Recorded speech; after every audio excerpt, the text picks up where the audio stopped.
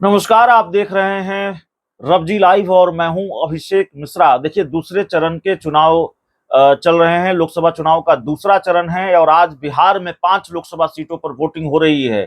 पूर्णिया, कटिहार, किशनगंज, बांका और भागलपुर, इन 5 लोकसभा सीटों के लिए वोट डाले जा रहे हैं और इन 5 लोकसभा सीटों पर जितने प्रत्याशी हैं, सबकी किस्मत आज ईवीएम में कैद हो जाएगी। इस दौरान राजद सुप्रीमो लालू प्रसाद यादव ने एक ट्वीट किया है और उन्होंने एक तरह से भारतीय जनता पार्टी पर हमला बोला है। और एक तरह से क्या हमला बोला ही है, लालू यादव भी काफी आक्रामक हैं, अपने चीर परिचित अंदाज में नजर आ रहे हैं। हालांकि बहुत चुनावी सभाएं उन्होंने नहीं की है। मोर्चा तेजस्वी यादव संभाल रखा है इंडिया गठबंधन की तरफ से। लालू यादव थोड़े एक्टिव नजर आ रहे हैं और पर्दे के पीछे रहकर वो रणनीति बनाने का काम ज्यादा कर रहे हैं, सूत्रधार की भूमिका में ज्यादा हैं। तो लालू यादव ने एक ट्वीट किया है। उन्होंने लिखा है कि बीजेपी संविधान और लोकतंत्र के खात्मे के साथ साथ देश से सरकारी नौकरी और आरक्षण को भी समाप्त कर देगी। सबने चंडीगढ़ मेयर चुनाव में भी देखा है कैसे ये लोकतंत्र को समाप्त कर रहे हैं। इस चुनाव में सूरत, गुजरात से विपक्षी उम्मीदवार का नामांकन रद्द कर उसे बीजेपी में शामिल करा तथा शेष उम्मीदवारों से पर्चा वापस करा मतदाताओं के उनके वोट देने के लोकतांत्रिक अधिकार से वंचित किया गया है। पूरे देश में यही सूरत मॉडल लागू कर देंगे। बाबा साहब अम्बेडकर द्वारा दिए गए वोट के अधिकार को छीन लेंगे। संविधान और वर्तमान लोकतांत्रिक व्यवस्था को समाप्त कर देंगे। ये राजद सुप्रीमो लालू प्रसाद यादव का ट्वीट है। उन्होंने भारतीय जनता पार्टी पर हमला बोला है और ये कहा है कि भारतीय जनता पार्टी अगर फिर सत्ता में आ गई तो संविधान खत्म हो जाएगा, आरक्षण खत्म हो जाएगा, सूरत मॉडल लागू हो जाएगा।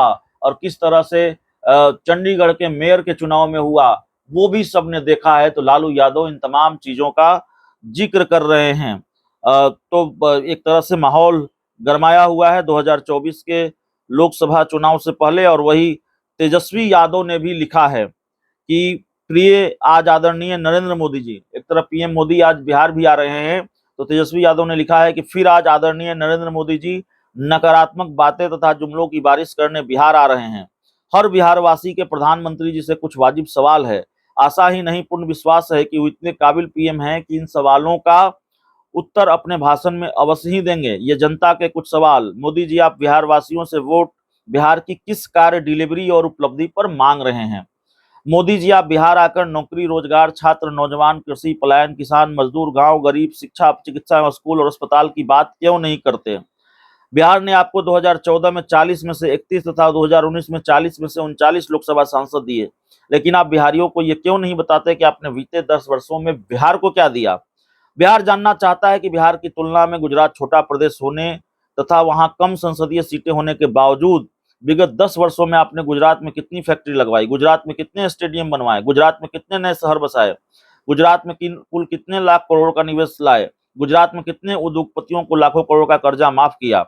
प्रधानमंत्री जी, देश के सबसे अधिक युवा आबादी वाले प्रदेश बिहार आकर भी आप युवाओं के मुद्दे, समाधान जैसे उद्योग विकास, निवेश, रोजगार और नौकरी की बात नहीं करते, तो फिर किस लिए आप बिहार वासियों से वोट मांगने आते हैं? ये तेजस्वी यादव का सवाल है।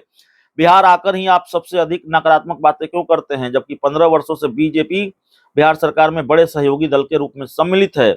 और अंतिम सवाल है तेजस्वी यादव का, 7वां सवाल, मोदी जी, आपकी सरकार, आपकी पार्टी, आपके नेता और प्रत्याशी संविधान और लोकतंत्र को समाप्त क्यों करना चाहते हैं? ये दलितों, पिछड़ों और वंचितों, गरीबों का आरक्षण, नौकरी क्यों छीनना चाहते हैं? तो लालू और तेजस्वी दोनों कह रहे हैं कि बीजेपी लोकतंत्र को समाप्त करना चाहती है, दलित पिछड़ों का आरक्षण छीनना चाहती है। बहुत बहुत धन्यवाद।